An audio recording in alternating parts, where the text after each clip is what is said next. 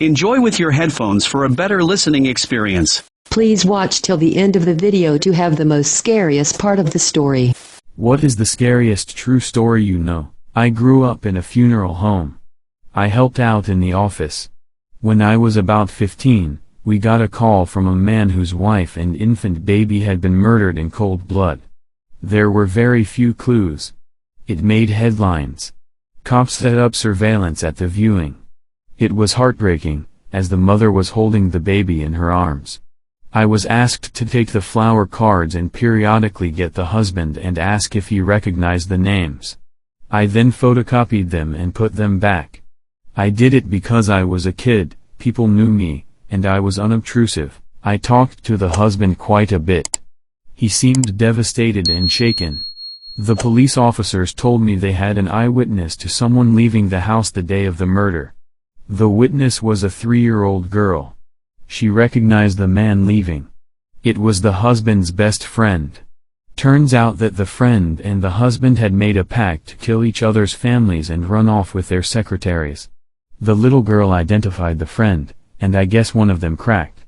They both went to jail on multiple counts, all on the testimony of a 3-year-old.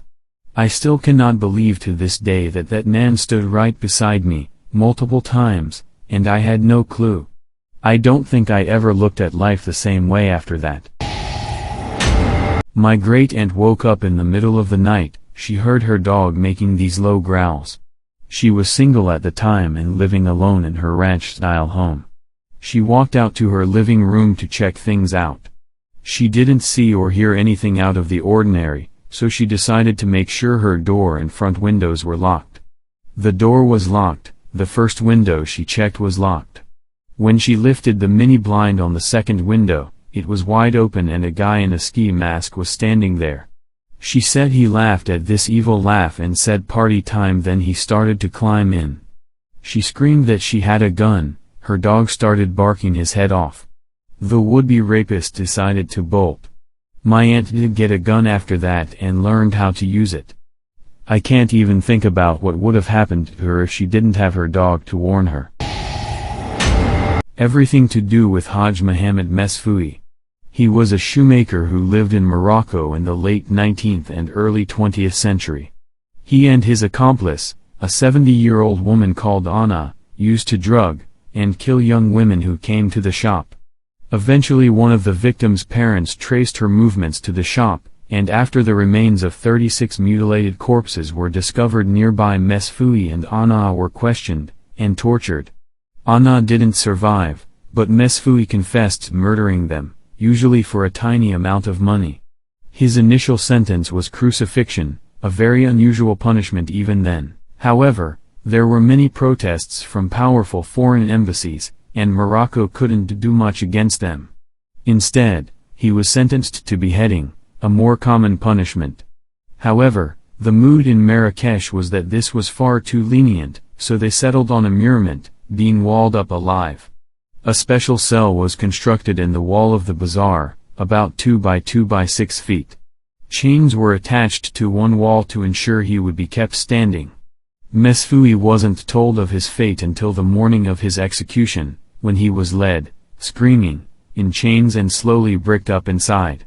Once the last course had been laid, the crowd would fall silent until he started screaming, when they would cheer. He screamed nearly constantly for 2 days. On the third day he fell silent. James Bolger. He was just 2 years old and with his mom running errands. She let go of his hand to pay the cashier, and he wandered away. 2 10-year-old boys spotted him, lured him toward them, took him by the hands and led him away. They took him to a remote location, pushing and kicking at him the whole time. Some people questioned the 2 kids with the crying toddler, but they lied saying he was their brother, and nobody intervened further. They took him to a secluded spot and tortured him. I don't want to recount the torture details, it's just too gruesome. They left his body on some railroad tracks hoping that being run over by a train would make it look like an accident. He was found days later, his body severed in half by a train. The boys were caught and became the youngest convicted murderers in British history. Security footage from the day they took James shows them watching children, picking out a target. And they were just kids themselves. They were released at 18. One of them is back in jail for possessing child abuse photos on his computer.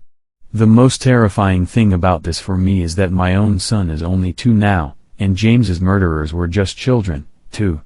It was premeditated and intentional and entirely random. Just a momentary lapse in attention and he became the target of 2 murderous children. Children. To think that children younger than my stepson are capable of such a thing. Ugh. Everything about this case is just horrifying. The scariest true story I know is my own. I grew up with a very mentally ill and abusive father. The summer I was 16 and my younger brother was 13, my father shot my brother with a shotgun at almost direct range in our basement. Thankfully, it missed his heart by 2 inches, and he is still alive today. I came home that evening to find my stepmother cleaning the blood off the tile floor like there was nothing to see. It was the most terrifying and surreal thing I've ever experienced. One would believe attempted murder would be enough to terminate custody rights, but alas the police chalked it up to accidental and my brother and I were too frightened of our father to say otherwise. At 18 and 15, respectively, my brother and I packed up and left the state never to speak to our father again. To this day, little bits of shrapnel still surface in my brother's chest. During college, I lived in an apartment with a community pool. There were a bunch of us having beers at the pool one night over summer term, and one of my friends ran to jump in the pool but changed his mind at the last second. His feet slipped out from under him on the wet concrete and he went down. He broke his neck on the edge of the pool, never walked again and had extremely limited upper body function. I watched someone's life be ruined and it was terrifying. Listen to the lifeguard and walk. Dongule Rosalaite, May 19, 1983, January 10, 2000, was a Lithuanian girl who was sold as a slave in Sweden in late 1999. Her mother had abandoned her when she was 14 years old and left for the USA. When she was 15 to 16 years old, she was sent from Lithuania by an older man who pretended to be her boyfriend. He promised her a job as a berry picker in Sweden and gave her a fake passport. When she arrived in Sweden, a man welcomed her and locked her in an apartment in Malmö. He said she had to pay him 20,000 kroner for her passport and the transportation from Lithuania to Sweden. She soon understood she would be working as a prostitute. Rosalaite was forced to work as a prostitute for 2 weeks before she escaped the apartment she was imprisoned in. On January 7, 2000, she jumped off a bridge in Malmö after escaping from the apartment and getting damned by a group of men who pretended they would help her. She died 3 days later at a hospital. Her case stirred much debate on human trafficking. I had a guy tell me a story a couple of decades ago about how he was hiking in an area in South America and wandered away from other hikers in the area. The ground was wet and without warning it gave away and he got sucked into a fast-moving underground river pitch black, completely submerged, and at the mercy of the current as it buffeted him against the sides of the tunnel. After some time, the current subsided and he realized he was in a larger pocket, still pitch black and submerged. He said that even as he struggled to hold his breath, he didn't panic and realized that the water had to keep moving somewhere, so he moved around until he found another tunnel that sucked him in. At one point he began to see light, so he punched upwards, broke through the ground, and pulled himself out, soaking wet, gasping for air, and a bit of a distance from the other dry hikers, who were somewhat bewildered when they saw him straggling up to them. I served a short stint as a firefighter. There was an RTA call one morning, 30 minutes after I started my shift. This guy got T-boned while driving home after a night of heavy drinking. He got T-boned on the passenger side when he ran a red light, his wife died instantly, and he pretty much remained unharmed.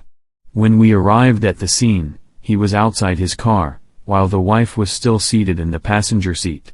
Her lower body was still in her seat while her upper torso splayed over to the driver's side. Looks like she was just reaching over to the driver's side to open the door. just that she's unconscious and non-reactive. No blood at all from what we can see from the driver's side. The passenger's door was caved in badly. The driver was still tipsy and thought nothing of what's happening, kept asking us to hurry up and extract his wife so that they could head back home. Laughing and fumbling around with the police. When the paramedics realized that there was no pulse, we tried extracting her from the driver's side and we realized that her lower left body, her left pelvis to her thigh, was completely crushed and she was impaled through her left abdomen by a piece of the door. When we told him that his wife has died, probably bled out minutes after the impact, you could see the disbelief, "Stop kidding me," slowly morphing into realization then ending up as desperation.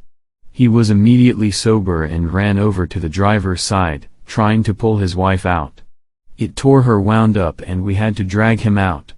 He then proceeded to the passenger side and tried to pry the caved door open.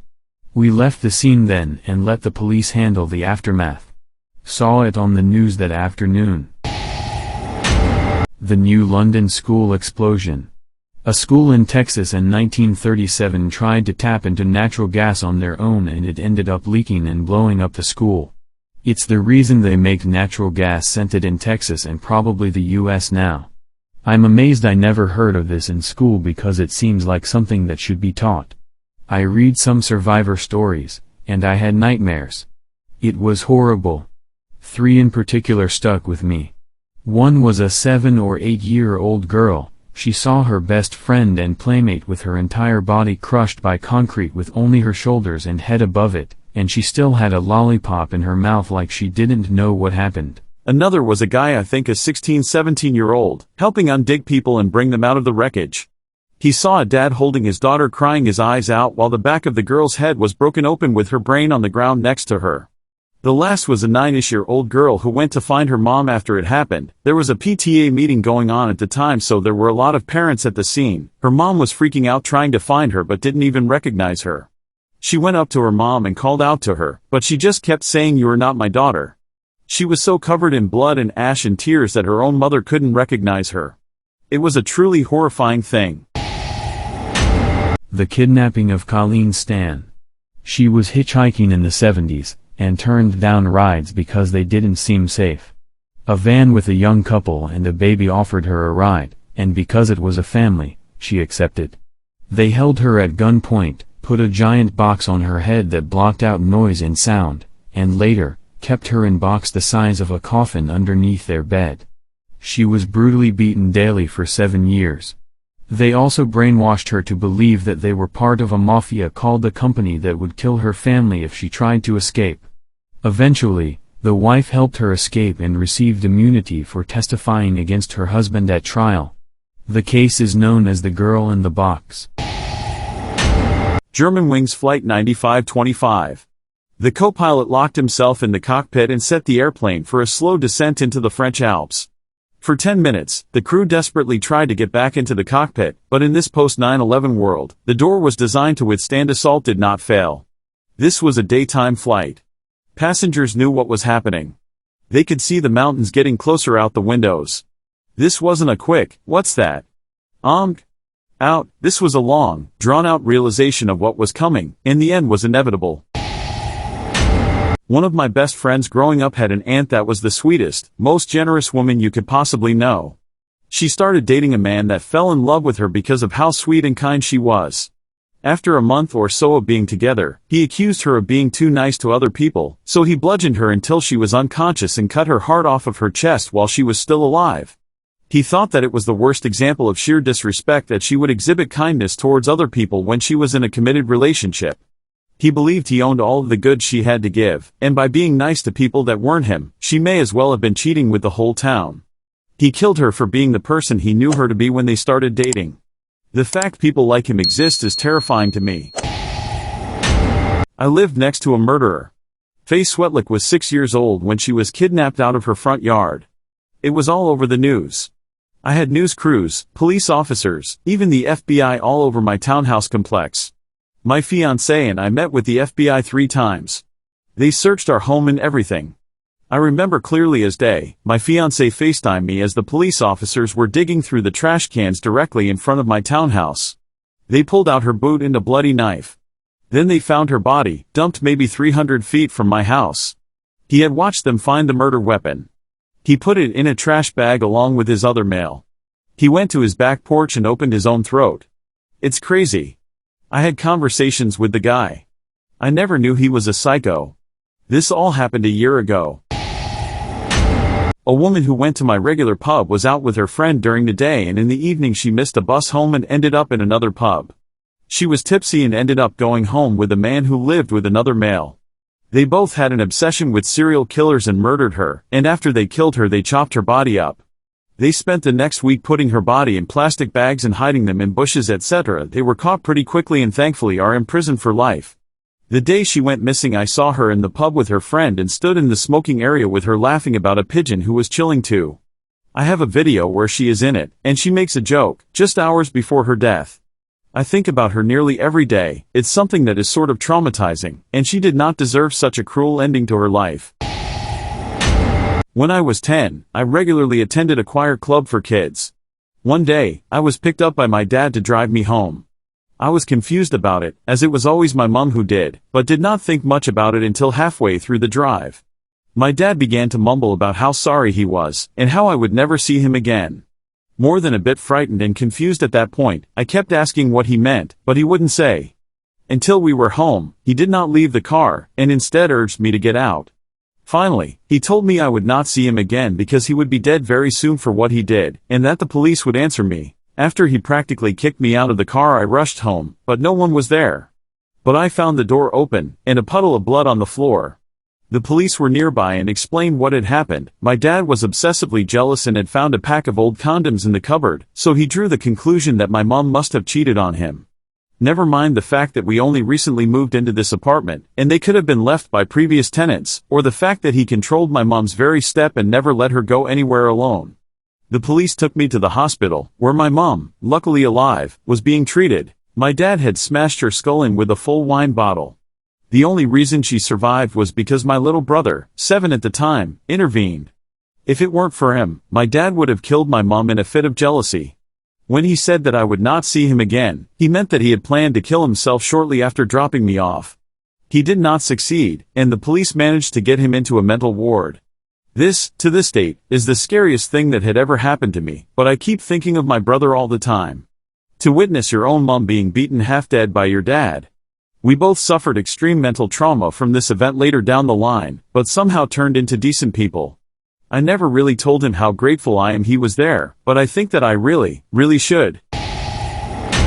This story definitely isn't the scariest in these comments, but another woman fell in love with my great-grandfather, and he was already married to my great-grandmother. So, she came to their home with a gun while he was at work. When my great-grandmother opened the door, she shot her directly. However, my grandmother, then 3-ish years old, was behind her, watching everything. I guess she concluded that she wouldn't remember, or wouldn't be believed, or simply couldn't shoot a child, being a mother herself. And thankfully didn't shoot her. This was around 1930, forensics weren't very advanced. No evidence was left. The case goes cold. Life continued on and eventually the woman, named Lorraine, got what she wanted. She convinced my great-grandfather to marry her. She had 2 children from a previous marriage, both older than my grandmother. I don't know what happened to her first husband, honestly. She told everyone exactly who murdered her mother, but no one believed her. Who would believe a kid who obviously misses her mother and is having trouble adjusting to her new family? People just thought she demonized her stepmother for replacing her mom. Or maybe imagined it. It's an easy conclusion to reach, honestly. And so, years and years pass, she grows up with her mother's murder in her own house. Sleeping rooms away. And Lorraine knows that she knows. She appears like the perfect homemaker, swooping in and caring for the grieving father and child. My grandmother grew up tormented by her and her children. There was obvious favoritism, the stepkids are spoiled and she's the odd one out of the family. She moves out and marries my grandfather the first chance she gets. She moves on and has children of her own. 5 boys. Lorraine became ill and finally landed on her deathbed. And there, she finally confessed to the truth, and told everyone what she had done. I guess she was worried about the state of her soul. 57 years had passed since the murder. 16 since my great-grandfather passed away. He never knew the truth. No documents were ever officially amended to state that she was the murderer, as far as I know. The authorities consider the case cold, still, almost 100 years later. It drives me nuts that my grandmother always knew. And even after she was an adult, people just said, "Oh, you had an active imagination as a child." There's no way to live with that knowledge for so long. And have no one in the world on your side. Your whole family against you. That's what scares me. This one kid back in the early 20th century named Bobby Dunbar. He went missing, and after like a year of searching for him, his parents came across a man with a kid who looked a lot like Bobby. They believed it was their kid, and after a legal battle with the kid's supposed mother, they brought the kid home. A while the parade happened due to the missing kid's return. He lived and died believing he was, in fact, Bobby Dunbar. Well, a few decades later, his granddaughter asked Bobby's nephew, I think, for a DNA sample so she could see if her and Bobby's nephew were related. Turns out, they weren't. Meaning the real Bobby Dunbar is still missing and probably died alone without his parents. Nearby a case, 2012, Delhi. A female student boarded an off-duty bus with a male friend.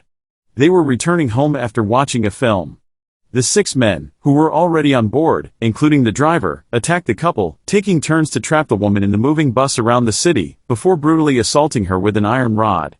Her friend was beaten and tied to watch the assault. They were then thrown out onto the roadside to die. Some passers-by found them naked and bloodied and called the police. 2 weeks later, after widespread protests that demanded India reckon with its treatment of women, the victim died in a hospital in Singapore, where she was taken for further treatment after her condition deteriorated in a Delhi hospital. All 6 people were arrested for the attack. One of them was found dead in jail in March 2013, having apparently taken his own life. Another, who was 17 at the time of the attack, was released in 2015, after serving 3 years in a reform facility. The remaining 4 were hanged in the capital's high-security Tihar prison. When I was 7, I was raking rocks in my aunt's front yard and a beat-up pickup truck pulled up. The man got out, fiddled with something under the hood and then closed it. He asked me, "Hey kid, do you know how to pop a clutch?"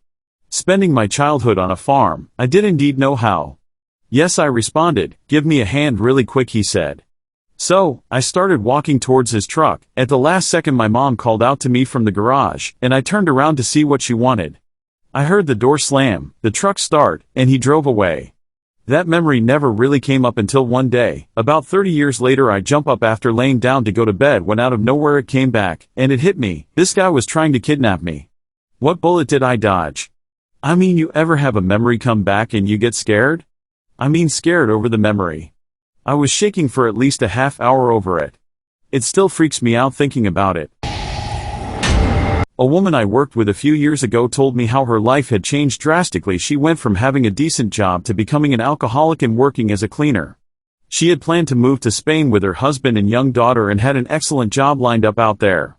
The plan was that her husband and daughter would fly over first, and she would fly over a week or 2 later due to finishing her old job a little later than planned. Her husband rang her on the day he arrived and said the house was lovely and the furniture had arrived by ferry, etc. That was the last time she ever heard from him. Her husband and daughter were found dead by authorities a few days after she rang, explaining she was concerned about their welfare as she had had no contact with them, and she was extremely worried. It was carbon monoxide poisoning. It is so scary to think how fast your life can change. My mother's friend left her abusive husband. My mother met her while working at a women's shelter. They were really close, and my mother fought so hard to get her somewhere safe. They did everything right. She helped her file divorce papers. And then one morning my mom couldn't get her on the phone, but they'd had plans to meet for lunch. And she checks the newspaper. And she calls in sick to work. Which she never did. And she sat me down in tears and told me what happened. Her friend was home, with her son, when her ex broke in. He killed her and left the baby there, in his mother's blood. And then he hung himself outside of Rayleigh's.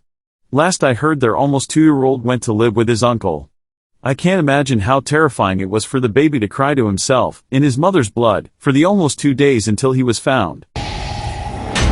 Happened to my boss's best friend when they were around 17. Best friend's parents were out of town one weekend, and she had the house to herself. Went about her business, having dinner, watching TV, then decided to go to bed. She was lying in her bed with her back in her closet when she heard the door open.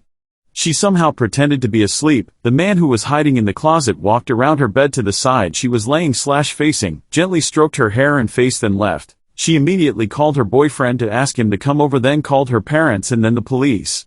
Long story short, this man had been getting into their home via a doggy door. They didn't have a dog and didn't bother to secure it, and he'd been living in a tent in the forest area behind their home for months to creep on her. They found a ton of surveillance footage of her sleeping and pieces of her clothes. If I recall correctly, this happened somewhere in Alabama, most likely in the mid-2000s. I'm sure everyone has already hit on the pop culture ones, so I'll go personal. I grew up on a ranch, raising large hoof stock and poultry. Over the winter, we would buy hay from a neighbor and store it in the barn. Something like 80 tons. We get a call one summer from the hay guy's wife, in hysterics, that we have to find another hay guy, because her husband was crushed by the baler. These weren't cowgirl bales, but half-ton ones. She told us the baler had gotten twine snarled under the tilt table that slides complete bales off. He hopped off the tractor, wriggled on in under the table to reach the twine, as he had undoubtedly done many times before, only for the tilt to collapse backwards with a mostly complete bale on it. Pancake from the hips, up. Mom had nightmares about my dad getting killed in an analogous manner for months. The blue ring octopus has a venom that causes paralysis, causing people to die of cardiac arrest or because of hypoxia. There is no antidote. The cure is CPR or life support for the hour or so it takes for the venom to leave the body. There was a man who was bitten by a blue ring octopus. As the lifeguard was performing CPR, he was lying on his back on the beach, facing the sky, eyes frozen open. Unable to close his eyes or communicate with the others, he lay there as the sun slowly burnt out his retinas. He became permanently blind. I read a story recently about Paulette Gerber of Farah, a 4-year-old child who went missing from her room in 2010. Her parents immediately notified the authorities and started a social media campaign to find Paulette. Paulette's room was searched multiple times and used by her parents to do media interviews. Here's the terrifying part: Paulette was found dead 10 days later. In her bed. She had wedged herself between the mattress and the footboard and suffocated. Here is her bed before they found her. It's insane looking at that picture and knowing she is there, and no one had found her. The murder of the Gruen family. A deranged pedo named Joseph Edward Duncan was already on the run from the police officers for a past assault. He was incredibly charming and manipulative and was truly pure evil. He camped outside a family's rural home, unseen by them. He picked it out after driving past it and seeing children's toys outside. He watched them from afar, got to know their routine with the intent of kidnapping the children: 10-year-old Dylan, 8-year-old Shasta. Jed found the lock on the door was broken, entered the home in the middle of the night and tied up the mom, dad, and teenage son. He put Shasta and Dylan in his car and killed the rest of the family with a hammer. He traveled around various campsites and cabins with Shasta and Dylan captive, abusing, torturing, and raping them. He eventually shot Dylan, but Shasta talked him out of killing her. Jed ended up telling her she taught him how to love. The scariest part is a CCTV footage of Jed and Shasta at a gas station. Because you could easily believe they were just a normal dad and a grumpy daughter. Eventually, he took her to a diner where he was finally apprehended when a server noticed something was up, and Shasta was saved after 7 weeks in his clutches. As he was dragged away, he called to her, "Promise me you'll visit me in prison," and she said she would. I don't know if she ever did. Jed was put on death row and found to be guilty of 3 previous child murders. He died a few months ago from cancer. But the worst part of it all is how horrible Shasta's life has been afterwards. Drug addiction, in and out of jail, losing her children, etc. Just the most horrifying story ever. The Franklin Expedition. Somewhere in the neighborhood of 150 British sailors and military personnel on 2 ships embarked on a mission to find the Northwest Passage from the Atlantic across to the Pacific through Arctic waters.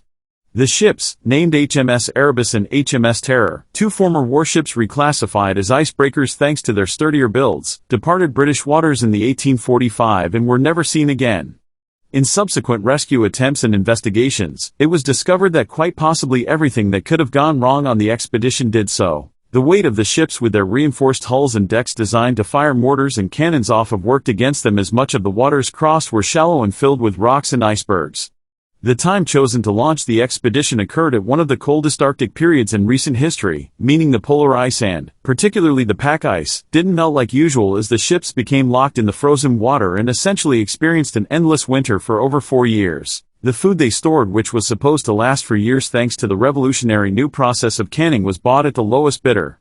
Much of the food was improperly sealed and spoiled, leading to food poisoning, and even the ones that were properly sealed and kept intact were riddled with lead thanks to the soldering used to keep the food inside fresh. In conjunction with the lead pipes in the ships the men would have been drinking out of for years meant the entire crews of both ships was slowly being infected with all manner of diseases, namely botulism, scurvy and heavy lead poisoning, which also affects the mind, leading to memory loss, heavy paranoia and general mental deterioration, combined with already present tuberculosis that killed a small number of the crew before departing to the Arctic. After about 2 to 3 years stuck in the ice, the captain in charge of the voyage, John Franklin, and many other crew members died in unknown circumstances, and the remainder decided to abandon ships and try and hike out together to the nearest trading outpost in Backfish River in Canada, hundreds of miles away, by loading up their rowboats with supplies and fixing them on sleds to be pulled. All remaining crew perished on that journey. Their remains discovered by local Inuit/Netsilik tribes, who describe desolate campsites of skeleton-like corpses with hazily built, half-open tents and even human body parts in cooked pots, heavily implying that the men resorted to cannibalism in their last desperate hours. It's not the scariest, but definitely one of the saddest. But imagine this happening to you. Omaira Sanchez was a young girl who was a victim of death after a volcanic eruption. She was 13, but her death wasn't quick. She was trapped neck-deep in water, but rescuers could not get her out. They had stayed with her for 3 days while she slowly died. Her legs were caught under debris. The team thought about amputating her legs but didn't think she would survive the procedure. Many people, not just Omaira, suffered agonizing and unthinkable deaths caused by the mud this volcano caused.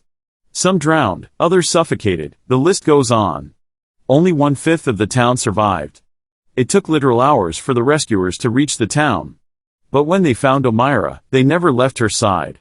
Until she died they gave her water and food. Their efforts to save her never stopped. Eventually she succumbed to the freezing temperatures and died of hypothermia. Imagine being 13, watching your home die, and having to accept death? She accepted it, not knowing exactly when she'd die, but knowing it was soon and that she wouldn't be able to get out. Charles Sobrage, aka the Bikini Killer. He would drug and rob tourists, later moving on to drugging and murdering them. Between 12 and 24 people. He's escaped from jail at least 4 times. He taught himself psychology, Machiavellianism, and other manipulation techniques. He's so dangerous that he's not allowed visits from guards unless those guards have guards. One of the times he escaped was done in a sickening way. In Greece he was in jail for robbing tourists. He got a syringe and filled a cup with his own blood. Then drank it all. Once the guards saw him vomiting up blood they took him to the infirmary where he managed to put a sedative in a guard's tea and then escaped from jail. That's how good he was. He even seduced his lawyer, then went on to have a child with his lawyer's daughter.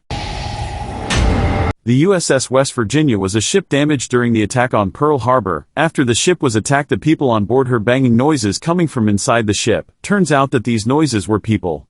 They were trapped in a room to where they couldn't be broken out of it because of the water that would step in and drown them, and they couldn't be brought out from the top because of the gases that lingered there that were extremely flammable. When the vessel was salvaged 6 months later the bodies of these 3 men were found. The other things that remained were empty cans of food and water and a calendar marked from December 7th to December 23rd. This means they were trapped there for 16 days. They probably kept wondering if they were ever going to make it out and then had to come to the realization that they might not be saved, and they had the fear of drowning in the tight little compartment of the ship. They had to face the realization that you are going to die and the psychological torture that goes along with it. H.G., the lone survivor of what would later be called the Wichita Massacre. She was a 25-year-old elementary school teacher at the time, and had gone to the triplex where her boyfriend, Jason Beffert, a science teacher, lived with 2 roommates, Brad Haka, a chemist, and Aaron Sander, who was studying to become a priest. H.G. settled in front of the TV and began grading papers when Heather Muller, a friend of Aaron Sanders, showed up. The 5 friends watched TV and eventually retired to their various bedrooms. H.G. was woken from her sleep shortly after by loud voices and the bedroom door being kicked open. The 2 perps eventually gathered all of the people in the residence and herded them to the bedroom and ordered them, at gunpoint, to strip. Many atrocities occurred as hours went by, but in the end H.G., after being shot in the head in a frozen soccer field, ran naked for almost a mile to find a house with Christmas lights, it was mid-December, to beg for assistance. One episode of a show called Nightmare Neighbor Next Door, there was this lady who told her story of her neighbor. Her and her parents and brother lived in this house, and the guy next door spent 10, I think, years constantly complaining about noise when there wasn't any, basically always causing problems, and at one point threw a brick over the fence to try hurt the dad. They thought he had weapons due to something he said, and they told the police, who didn't find anything. One day when dad and son were out fixing a car or gardening and mom and daughter were inside, he came with a shotgun and killed the dad and son on the drive, the mom in her room, the daughter ran out into the hallway, and he shot her, and she passed out but didn't die. She woke up in hospital to find out she was paralyzed and needed a wheelchair and that her family were dead. Later on, after he was released from prison, for some reason, and it turned out the council had put him in a house very close to where she was living with her partner, and they had to move to get away from him. I've just found out that where he was living, he was organizing a hate group of some kind against his neighbor, and he was arrested again because of this, because he was planning to do the exact same thing. I was pretty young when I watched this. It was on daytime TV for some reason, so I can't remember the details exactly. If I find a website or something, I'll edit it in. Okay, so this is the story. It happened in 1978 and the guy died in 2014. I would have hated to be at the Battle of Verdun. Here's a collection of survivors' stories that give you an idea of how horrible it was. Just a few. I have returned from the most terrible ordeal I have ever witnessed. 4 days and 4 nights, 96 hours. The last 2 days in ice-cold mud, kept under relentless fire, without any protection whatsoever except for the narrow trench, which even seemed to be too wide. I arrived with 175 men. I returned with 34, of whom several had half-turned insane. One soldier was going insane with thirst and drank from a pond covered with a greenish layer near Le Mort-Homme, Dead Man's Hill. A corpse was afloat in it, his black countenance face down in the water and his abdomen swollen as if he had been filling himself up with water for days now. We all carried the smell of dead bodies with us. The bread we ate, the stagnant water we drank. Everything we touched smelled of decomposition due to the fact that the earth surrounding us was packed with dead bodies. Everyone who searches for cover in a shell hole stumbles across slippery, decomposing bodies and has to proceed with smelly hands and smelly clothes. The Reina Marroquin story. A young lady had an affair with her boss in the 1960s, got pregnant. After threatening to tell her boss's wife, she was killed by her boss, who then put her body in an industrial barrel. He hid the barrel in his house for years and none of the various owners opened it due to the weight. Finally, one guy decided to dispose of it in the 90s, and when he opened it he saw it contained something. An investigation traced the barrel and girl back to the man, who then killed himself before police could come arrest him after confirming he was the father of the unborn baby via DNA. The lady's mother was in her late 80s when she was told her missing daughter was finally found. She claims that she had been having dreams about her daughter being inside a metal container for years after she had gone missing. My father used to work as a medical examiner. He was the guy they sent when a crime scene contained a dead person, to give a preliminary examination of the corpse before it got sent off for more rigorous investigation. One of his worst stories was being called in for a child, around 9 or 10, that had ostensibly been killed in a drive-by shooting while he and his older brother were playing in the front yard. When my dad examined the corpse, however, the presence of gunpowder burns across his face indicated the shot must have been direct. His older brother had lied about the shooting, he'd shot him himself. This isn't a scary story, but it's spooky and always captures my imagination. One day a bunch of, I think they were police in training, explored some of the catacombs under Paris. A lot of them are completely unmapped. They entered an area and heard dogs barking and snarling. They continued going and saw there were speakers mounted on the wall, playing pre-recorded dog sounds and cameras. They continued. They came into this huge opening and found a cinema. It was lavishly decorated. It had projectors and a mix of old and new movies. It even had electricity running and 3 phone lines. The police marked where they were and went back outside. The next day they returned to try and investigate further with more experienced officers. Everything was gone. All the wiring had been ripped out, all the furniture was gone. All that remained was a note that said, "Do not try to find us." As far as I know, they never figured out who was there. Alison Boda. On December 18, 1994, Port Elizabeth resident Alison Boda was abducted, stabbed, and left for dead by Franz Dutoit and Toons Kruger. They slashed her throat 17 times, so deep she had to hold her own head on as she crawled to the road for help. With her other hand she had to hold in the organs spilling from her stomach, where she had been stabbed more than 30 times. By some miracle, the knife thrust had missed her main arteries, so she did not bleed to death and was able to breathe through her severed trachea. There is a documentary that is on Amazon Prime called Allison. Worth the watch but might be traumatic for some viewers. The abduction of J.C. Lee Duggard. Kidnapped when she was 11 at her bus stop while her stepfather watched in horror by a paroled offender and his wife. She was held captive for 18 years until found in 2009. He was supposed to be spending 50 years in prison for the kidnap a woman but only served 10 when he abducted JC in 1991. JC bore his children, 2 daughters while in captivity, and they knew her as their older sister the entire time. The good news is JC and her daughters were reunited with her mother and are doing well. A woman my mom is friends with came home to find her entire family brutally murdered. Her parents, grandparents, and both her older siblings, plus her baby sister. She grabbed her younger brother and ran to the neighbor's house. The police arrived. It turns out her oldest brother killed them all and was waiting on his siblings to come home to kill them too. The only thing that saved her life is that she stopped before she went upstairs, which is where he was lying in wait with an axe. To this day, every 3 years she has to bring all of his letters where he is still threatening to kill them to the parole board to prevent his release. Story number 2, my cousin's neighbor came over to visit and was acting off. First, her house was 3 miles away, on a dirt road, and she had walked over in the middle of sizzling summer. This wasn't normal for her. She was jittery and kept mentioning that she hadn't heard from her husband all day and was afraid to go home. My cousin's mom came in the room and pulled my cousin to the side and told her to keep the neighbor talking. She was calling the police. My cousin's mom had noticed a chunk of what looked like hamburger meat on the woman's dress and thought that she might be in some kind of shock and that something might be wrong at home. The police arrived and took her outside. She continues to be jittery and not making a lot of sense. They checked her house. They find her husband's recliner soaked in blood, with a trail leading up the stairs. On the stairs they find fingers. At the top of the stairs, in the bedroom, they find her husband dead. She had killed him with a butcher knife because he was taking up too much of her time. As she left, he wasn't dead yet, and had started up the stairs to get to the phone. She attacked him again and cut off several fingers. He went still, and she believed he was dead and took off. He almost made it to the phone. The story of Jamie Kloss is terrifying. In rural Wisconsin last year, a 13-14-ish-year-old girl went missing after her parents were murdered in their home. The police arrived within 4 minutes or so, but she was just gone. Of course, speculation is that she was kidnapped, or that she was in on it, or dead, or whatever. Nobody knows because she has completely vanished. 88 days later, in the dead of a northern Wisconsin winter, she runs out into the street to a woman walking her dog. She had been held captive about 40 minutes from her home. All of that is scary enough, but here's the terrifying part. She had never had any contact with the guy that murdered her family and abducted her. One day he was driving to a new job, at which he only lasted a day, and saw her get on the school bus. At that moment he decided that he was going to take her. There was no warning. No grooming.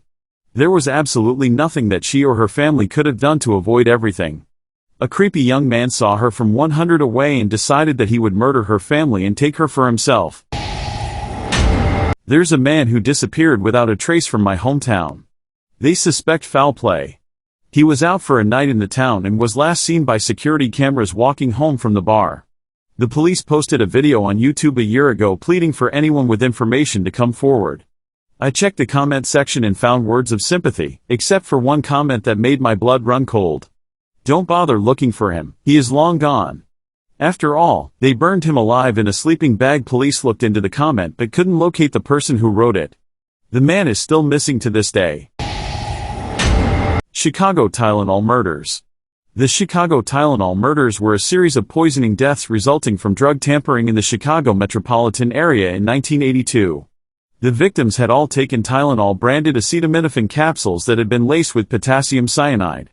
A total of 7 people died in the original poisonings, with several more deaths in subsequent copycat crimes. No suspect was ever charged or convicted of the poisonings. The incidents led to reforms in the packaging of over-the-counter substances and to federal anti-tampering laws. The actions of Johnson & Johnson to reduce deaths and warn the public of poisoning risks have been widely praised as an exemplary public relations response to such a crisis. Pretty recent one that most people probably have seen the video. A couple were throwing snow across the street into the neighbor's yard. Yelling match ensues. Name-calling, screaming. The neighbor goes inside and comes back with a handgun. And starts blasting both the husband and wife. Goes back into his house and comes back with a rifle. Made sure both husband and wife were dead. Police were there in minutes and the man killed himself. Basically, all of it was on video. Apparently they had a long feud as neighbors, and he just snapped. The survival story of Mary Vincent. Picked up as a hitchhiker, Mary was driven out to the middle of nowhere and left for dead, but not before her attacker chopped both her arms off above the elbow and tossed her over the side of the road and down a ditch. She crawled back up and onto a pitch-black desert road and followed the sound of the highway to try and get help. Nude, dirty, bloody, and missing both arms, she was picked up and rescued by a couple on their honeymoon. I'd link an article, but you need to hear it from the mouth of Karen Kilgariff. A neighbor just regaled me with this heartbreaker, which isn't terrifying except for its mundanity. His sister, her husband, and 2 kids went up to Washington to camp every year. So, they're up there in May, early June, sometime during 2002 to 2003, and the son goes to use a rope swing to jump into the lake. Family watching, fun times. But the boy botches the jump and ends up with the rope around his ankle, falls badly, breaks a bone, and is just dragging underwater, flailing. Dad immediately springs into action to save his son and dives into shallow water. Smashes his skull open, is instantly paralyzed and drowns. The mother obviously goes to save them both, dives into the water, and dies of a heart attack. The son stops flailing and is just hanging there. The daughter, 10 years old, had no idea 2 minutes prior that she would be sitting safely on shore, watching her family die. Heartbreaking. She was raised by my neighbor as a daughter. I just can't even imagine what that would be like. Just normally mundane risks proving lethal in less than 200 heartbeats. A few years ago, a man dressed as a clown came to a camp I went to. Apparently he broke into the cabin I was staying in and stole stuff from some people in my cabin. He took primarily cash and a phone that kids had on them. I saw him there, but I was so young I didn't think much of it. Apparently they couldn't find him because of the gloves he wore and his full body costume. All of the kids had their stuff replaced, but the craziest part is a few of us heard a scream that could not have come from a grown man that came from the road. That man was weird, and it was terrifying for an 11-year-old. The war crimes that Unit 731, Japanese, have done, including but not limited to dissecting Chinese and Koreans' children alive, or vivisection, raping babies, syphilis, and frostbite testing on Chinese, steaming Chinese alive, etc. The data that 78% of human body is made of water is partially a result of the 731 drying experiment, where Japanese scientists roasted Chinese civilians to death in a hot temperature room for 15 hours. Then weighed the dried mummy body and compare it with the victim's body weight before the experiment. A story I heard from my grandpa is that they lured orphans with food because Chinese were starving during the long-lasting World War II, tricked them saying the injections were vaccines against flu while it's actually full of STI virus, then observed them slowly dying in agony, but continuously supplying them basic nutrition so they would last for as long as possible. The Nanjing Massacre is just a cornerstone of the terrible war crimes conducted by the Japanese imperial armies, where half of the population from one of the most developed cities in China at the time were just wiped out in 10 days. Bodies were burnt for months. The world history has never witnessed such a cliff drop in population. The Imperial Japan did not consider Chinese Koreans or Indonesians as humans, they're referring to them as monkeys and logs. Even the Auschwitz camp is acknowledged, but Unit 731 and the terrible biological warfare have never been acknowledged by Japanese up till today. Not to mention apologies, even though there are evidence and memorials everywhere all over Asia.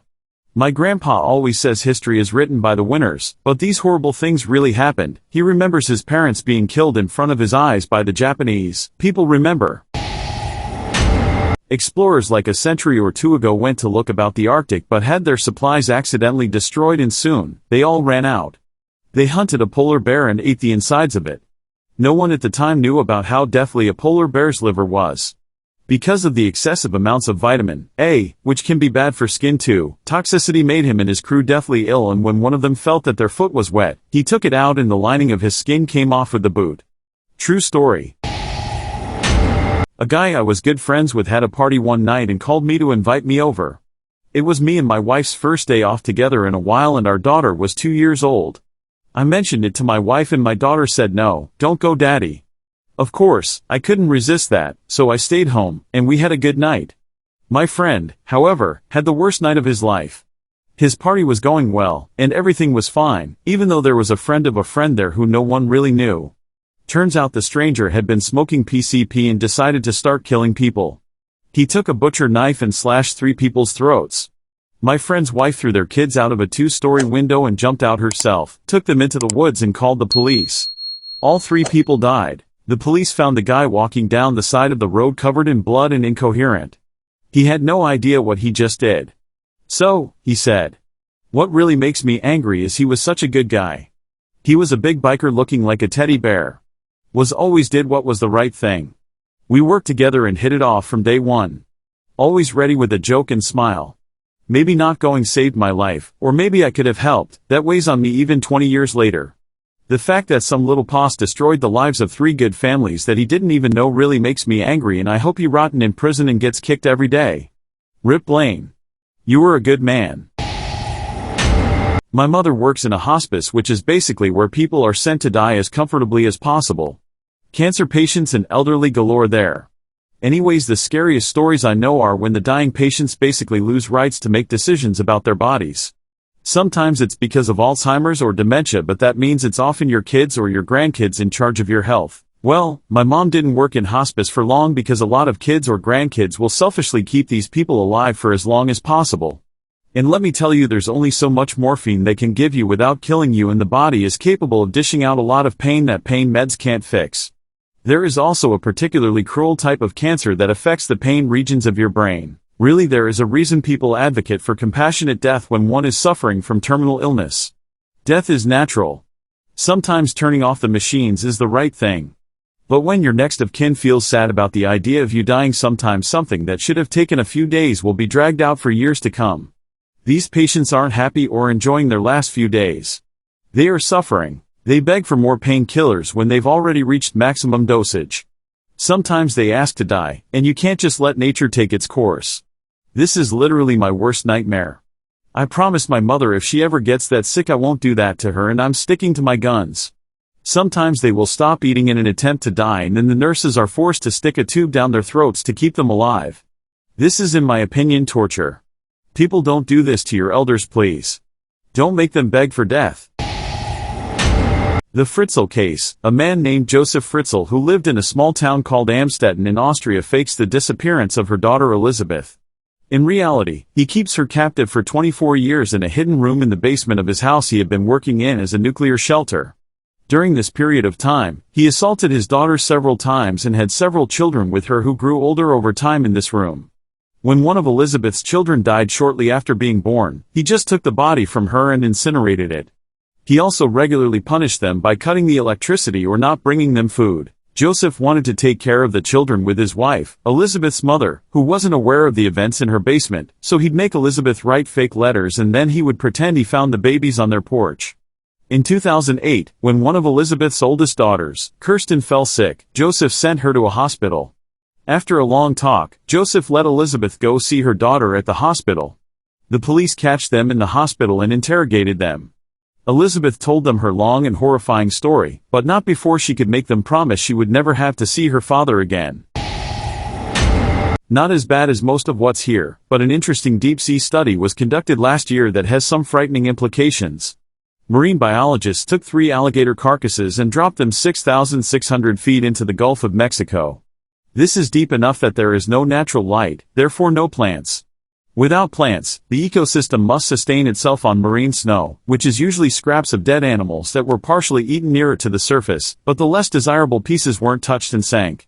The ecosystem this deep is basically all scavengers, with a few small predators. The first of the 3 gators were fully consumed after less than 24 hours, by giant amphipods, large deep-sea invertebrates the size of a grapefruit. The second was consumed more slowly. After 51 days only bones were left. Interestingly, a new species of bone-eating worm was found on the remains. The third carcass is the one that gives me chills. When the scientists sent their probe down to look at it, it was gone. Not a trace.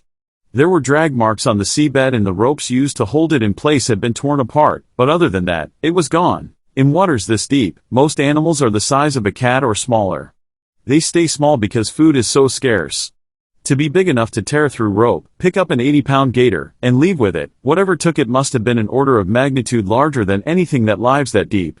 It's possible it was a shark, but sharks of the estimated size required don't often live so deep. We still don't know what took that gator. So, this isn't necessarily a horror story. Okay, it's kind of is. It was definitely a nightmare-inducing experience. So, this was years ago. One evening my brother was getting ready for bed, and he had a retainer he was supposed to wear to bed. Now here's the thing. My brother is a clean freak. Especially with personal hygiene. He actually has some minor OCD with personal hygiene rituals, and he's gotten better as he's gotten older, but the point is, he is rigorous about personal hygiene. So, my brother was getting ready for bed and opens the sealed container where he keeps his retainer after he washes it every morning and pops his retainer into his mouth. And he feels it start wiggling. So, he pops it out of his mouth like WTF, and there's a giant maggot in his retainer. No freaking clue how it could have possibly gotten into his retainer case. He threw the retainer away. Peter Scully. The man moved to the Philippines to molest and torture the local children. He made a business out of this and apparently sold the videos for over $10,000. Scully is alleged to have built up a lucrative international child abuse ring that offered pay-per-view video streams of children being tortured and abused on the dark web.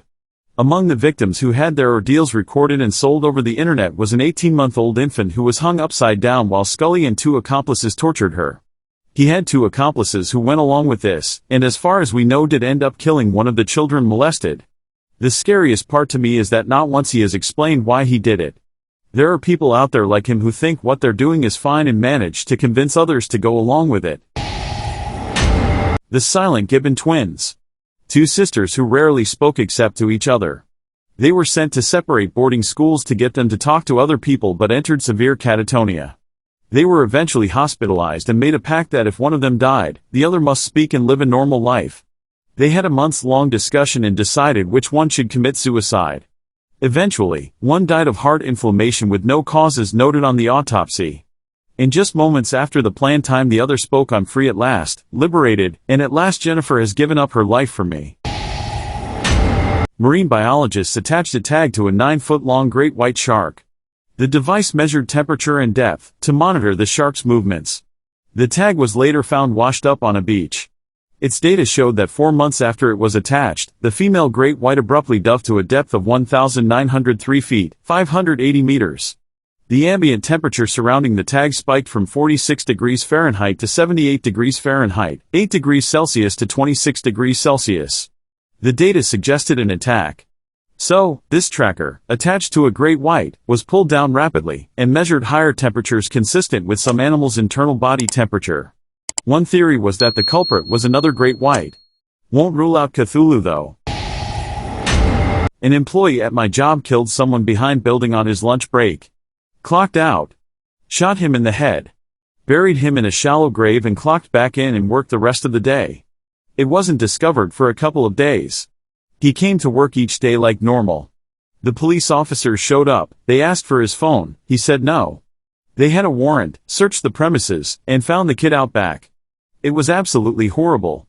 He worked there for 3 years before that and not one single issue. The police found phone books on his basement walls that they thought he would shoot at. He pleaded not guilty but was convicted and sentenced to life. I guess it's scary to me because I knew him for years and he was just a normal man. Once my kid was able to really walk, I started teaching her how to open the pantry. How to use the water dispenser from the fridge. How to open simple packages of ready-to-eat food I left within her reach. My husband and my family all thought that it was nuts, just asking for surprise messes. But my husband worked away from home for a week at a time at this point, sometimes out of cell phone range, and I had no one that I called every day. I showed everyone a similar article about a single mother of a toddler who died, and her child died of dehydration a few days later, and no one bugged me about it again, and then my family started hammering me with just checking on you calls/texts every day for a long time. Thanks for watching. Please comment, like, share and subscribe. The Internet Surfer on YouTube for more horror and scary stories.